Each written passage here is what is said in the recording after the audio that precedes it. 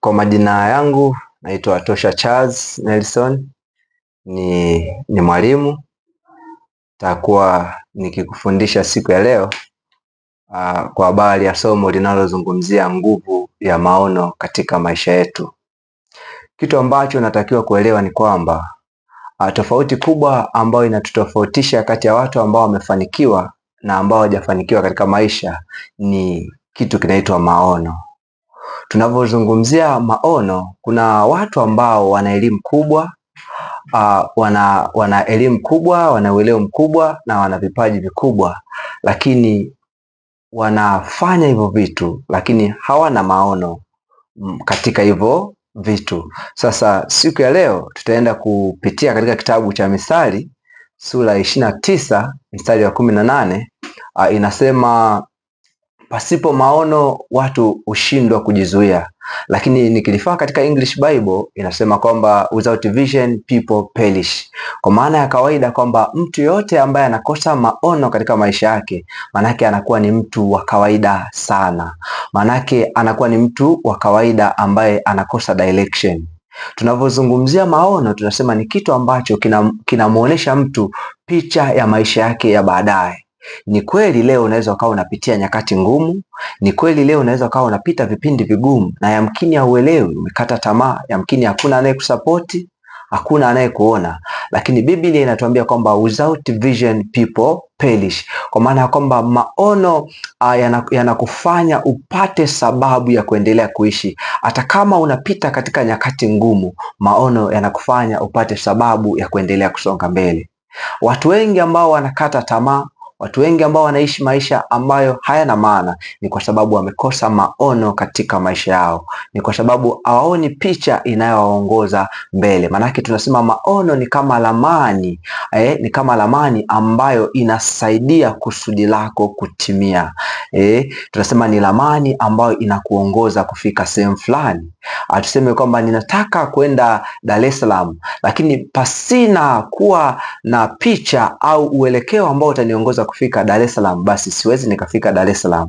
Lakini kwa sababu ya kuwa na picha ambayo itaniongoza kufika Dar es Salaam, basi nitakuwa na uhakika wa kufika eneo hilo. Sasa tutaangalia nguvu kadhaa ambazo ziko ndani ya maono. Maono, point ya kwanza, maono yanakufanya uwe tofauti na watu wengine. Tunavyosema without vision people perish, tunamaanisha kwamba kama mtu akikosa maono anakuwa wa kawaida, basi mtu mwenye maono anakuwa si wa kawaida, kwa maana anakuwa anatambua ni watu gani wa kuweza kuambatana nao, ni watu gani wa kutumia nao muda wake, ni vitu gani ambavyo anafaa kuweka vipaumbele katika maisha yake na ili aweze kufikia hatima yake. Lakini watu ambao wanakosa maono, manake ni wale watu ambao wanapatikana kila sehemu, wanapatikana kila tukio. Utakuta kwenye birthday party wako, utakuta kwenye sherehe, kwenye midundo, kwenye miziki mbalimbali wapo, lakini si kweli kwamba hivyo ndio vipaumbele vya maisha yao. Sasa mtu mwenye maono, kwa sababu anakuwa anajua muda wake anautumia vipi, lakini na watu wa kuambatana nao ni watu wa aina gani. Kwa kufanya hivyo inamfanya asiwe ni mtu wa kawaida, inamfanya awe ni mtu wa tofauti na watu wengine. Lakini maono yanakusaidia kutambua sababu ya maisha yako. Watu wengi ambao wamefanikiwa, tukiangalia wakina Martin Luther King Jr. Kwenye moja kati ya speech zake alishawahi kusema I have a dream. Kwa maana gani? Kwamba ili uweze kufikia katika malengo ya juu ya maisha, ni lazima uwe una kitu ambacho kinakuongoza, ni lazima uwe na kitu ambacho kinakusimamia. Katika Mithali inatuthibitishia wazi kwamba without vision people perish, kwa maana kwamba mtu yeyote ambaye ana maono tunasema kwamba anakuwa hawezi kufikia katika hatima yake, kwa maana anakuwa ni mtu ambaye hatima yake imeshakufa au imeshapotea. Lakini mtu yote mwenye maono, hata akipita katika changamoto ngumu kiasi gani, tukilifaa kwa Martin Luther King Jr. ni moja kati ya wanaharakati ambaye alifungwa gerezani mara 29, lakini hakukata tamaa. Kwa nini? Kwa sababu alikuwa ana maono ya kutaka kuhakikisha kwamba color segregation inaondolewa na analeta ukombozi katika namna fulani, na ikamfanya aweze kufikia katika hatima ya maisha yake, kwa sababu alitambua sababu ya maisha yake. Lakini maono pia yanakusaidia kutambua watu gani ni sahihi katika maisha yako. Let's say tuseme kwamba una maono ya kuwa kiongozi fulani wa kisiasa, au una maono ya kuwa mwimbaji mkubwa, au ya kuwa mhubiri mkubwa wa neno la Mungu. Hatutatarajia kuona kwamba nina maono ya kuwa mhubiri mkubwa lakini naambatana na watu ambao wana ndoto za kuwa wachezaji. Ni kitu ambacho hakiwezekani. Lakini kwa kuwa na maono fulani yatanisaidia niweze kupata namna ya kuambatana na watu fulani ambao ni wa aina hiyo katika field ambao natarajia kufikia au kutimiza malengo yangu hayo. Lakini pia maono yanakupa uelekeo sahihi wa kule ambako unataka kwenda. Tunasema maono ni kama direction, na kitu chochote ambacho kimekosa direction katika maisha, tunasema without direction hauwezi ukafika popote. Kwamba maono yanakupa uelekeo wa kule ambako unataka kwenda.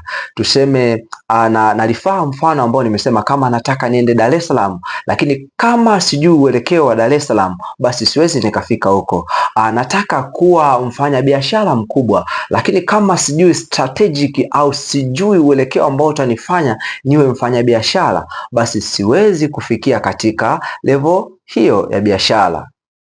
Lakini maono yanatusaidia kutambua majira ya kila jambo katika maisha. Kuna vijana wengi leo ambao hatima zao na wameshindwa kufikia malengo yao, hasa vijana sisi wa vyuo vikuu tumekuwa tukipitia changamoto kubwa sana. Tumetoka nyumbani kwetu tukiwa na tabia tofauti, lakini tukifika katika vyuo vikuu tunajikuta tunaanza kujichanganya. Kwa nini? Tumekosa maono. Kwa hiyo tunashindwa kutambua majira haya tuliopo chuo kikuu ni majira ya kutafuta elimu. Majira haya ni majira ya kutafuta kujijenga sisi ili tuweze kufikia hatima zetu. Tunajikuta tunaanza kuambatana na marafiki ambao si sahihi, lakini tunaambatana nao. Kwa nini? Kwa sababu tumepoteza au tumekosa maono. Kwa kukosa maono, manake yanatufanya tushindwe kutambua majira sahihi ya katika maisha. Na kitu ambacho natakiwa kuelewa, ukishindwa kutambua majira katika maisha, utashindwa kufikia malengo yako ambao unafikia. Let's say ni kwamba ni kweli unasoma diploma yako, unasoma degree yako, uenda pengine unachukua masters au PhD, lakini ukishindwa kutambua majira sahihi ya mchakato na majira sahihi ya kupanda mbegu, utajikuta una struggle. Wakati wengine wanapanda mbegu, wewe unajikuta umetulia na unatarajia kuvuna, huwezi ukavuna. Kwa maono yanakusaidia kutambua ni wakati gani unafaa kupanda mbegu, ni wakati gani unafaa kutulia katika mchakato, na ni wakati gani unafaa kutulia ili uweze kupata matokeo ambayo unayatarajia. Lakini maono yanakusaidia kujitenga na baadhi ya watu fulani katika maisha yako. Biblia inaniambia kwamba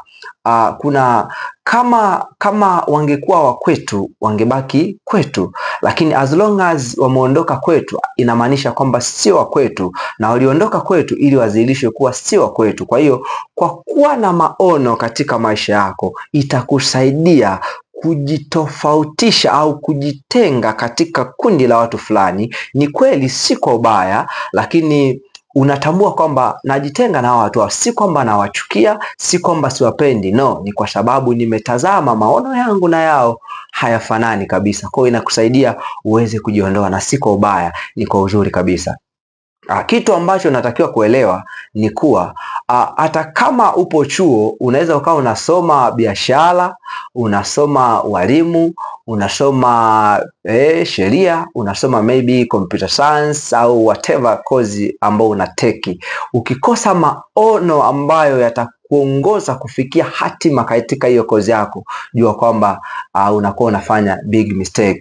Sasa kitu ambacho nafaa kukushauri ni kuwa tafiti nyingi duniani zinaonyesha kuwa watu wengi ambao wamefanikiwa au wamefikia katika kilele cha mafanikio yao ni wale ambao walikuwa na maono juu ya maisha yao. Sasa Sijui kama hapo ulipo una maono, na ili tuseme haya ni maono, si yaliyopo kichwani. Maono yoyote ambayo yako kichwani, hizo ni ndoto tu, ni mere night vision.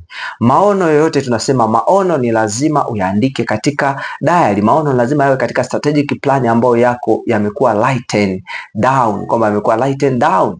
Tunamuona Habakuki anasema, nitasimama katika kinara ili niweze kusikia niweze kusikia, nitasimama katika zamu yangu ili niweze kusikia kile ambacho ataniagiza Bwana kukifanya.